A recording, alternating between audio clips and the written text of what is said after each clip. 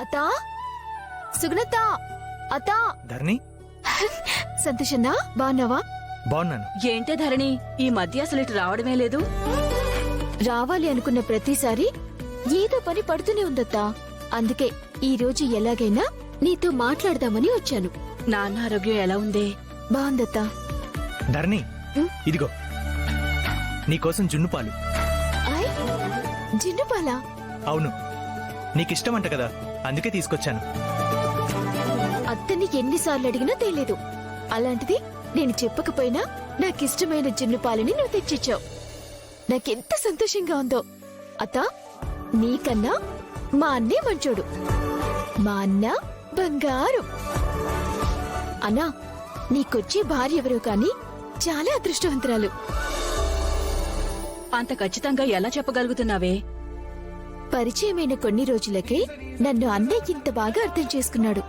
మరి జీవితాంతం తనతో కలిసి ఉండే భార్యని ఇంకెంత బాగా చూసుకుంటాడో కదా. మరి వచ్చే మా వదిన అదృష్టవంతురాలే కదా. ఏ అన్నా అంతేనా? ముందు ఉద్యోగం సంగతి చూడండి. అది లేకపోతే పిల్లని ఎవ్వరు ఇవ్వరు. ట్రై చేస్తున్నాను అత్త, త్వరలోనే ఉద్యోగం తెచ్చుకుంటాను. అయినా అన్నకేం తక్కువత్తా. అన్నలాంటోనికి ఉద్యోగం వెతుక్కుంటూ వస్తుంది. అది చెప్పినంత సులువు కాదే. ఇప్పటికే వీడి చదువు విషయంలో చాలా కష్టాలు పడ్డాం.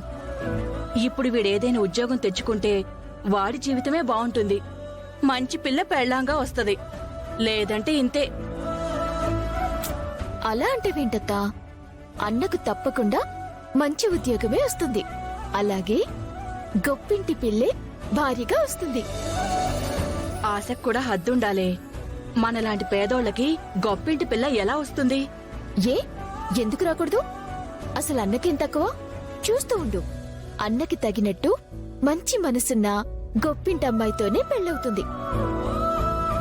అప్పుడు అన్నని నేనే పెళ్లి కొడుకుని చేస్తాను.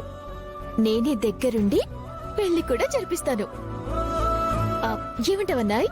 నీ నోటి చలవ వల్ల అలాగే జరిగితే నాకంతకంటే హ్యాపీ ఇంకోటి ఉండదమ్మా.